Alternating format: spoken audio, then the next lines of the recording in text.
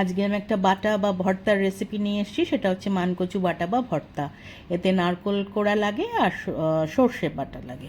তো যাই হোক, তো অনেকেই এই কচু বাটা খেতে চায় না, কারণ তাদের একটা ভয় লাগে যে গলা ধরতে পারে। কিন্তু আমি যেভাবে করেছি 100% গ্যারেন্টি, যদি এইভাবে করো কারোর কিন্তু গলা ধরবে না। তার জন্য প্রথমেই কচুগুলোকে ছোটো ছোটো টুকরো করে নিয়ে একটা মিক্সির জারে দিয়ে ভালো করে পিষে নিতে হবে, কিন্তু কোনো রকম জল দেওয়া যাবে না, শুকনো পিষতে হবে। তারপরে একটা বাটির ওপর এরকম কাপড় বসিয়ে নিয়ে ওই কচু বাটাটাকে আমি দিয়ে, ঠিক যেরকম করে আমরা ছানা ছাকি সেই রকমভাবে এই মানকচুর যে দুধটা সেটা বার করে দিতে হবে। পুরো দুধটা চেপে চেপে যতক্ষণ না বেরোচ্ছে ততক্ষণ চেপে কিন্তু শুকনো করে নিতে হবে কচু বাটাটা, আর দুধটা পুরোপুরি বার করে নিতে হবে। দেখো আমার এতটা দুধ বেরিয়েছে, তাই আমি দুধটা আর কচু বাটাটা আলাদা করে নিলাম। এইবার একটা মিক্সিতে আবার আমি সর্ষে বাটা দেব। বড় 1 চামচ সর্ষে দিয়েছি, আর কাঁচা লঙ্কা দিয়েছি আমি 4টে কাঁচা লঙ্কা, আর তার মধ্যে হাফ বাটি নারকেল দিয়েছি, আর হাফ চামচ নুন দিয়েছি।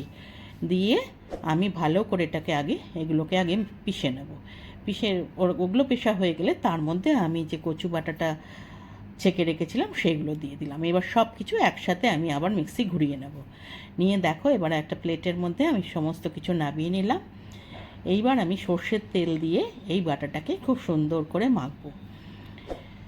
সর্ষের তেল দিয়ে মাখা হয়ে গেলেই কিন্তু আমার এই মানকচু বাটা দারুণ সুস্বাদু, খাওয়ার জন্য একদম রেডি। গরম ভাতে কিন্তু এটা খেতে খুব ভালো লাগে, মনে হয় পুরো ভাতটাই এই দিয়ে খেয়ে নিই। এইভাবে একবার করে খেয়ে দেখো, খুব ভালো লাগে। অনেকে হয়তো ওই কাঁচা খেতে চাইবে না, তারা কিন্তু আবার কড়াইতে একটু সামান্য তেল দিয়ে কচু বাটাটাকে আবার একটু নাড়াচাড়া করে নিতে পারো। খেয়ে আমাকে জানিও কেমন লাগলো। আমার এই রেসিপিটা যদি তোমাদের ভালো লেগে থাকে, এটা লাইক করো, কমেন্ট করো, শেয়ার করো। যারা এখনও আমার চ্যানেলটা সাবস্ক্রাইব করোনি, প্লিজ সাবস্ক্রাইব করে দিও, পাশে থাকা বেল আইকনটা প্রেস করে দিও। আবার নতুন রান্না নিয়ে তোমাদের সামনে আসবো। আজ তাহলে চলি, টাটা।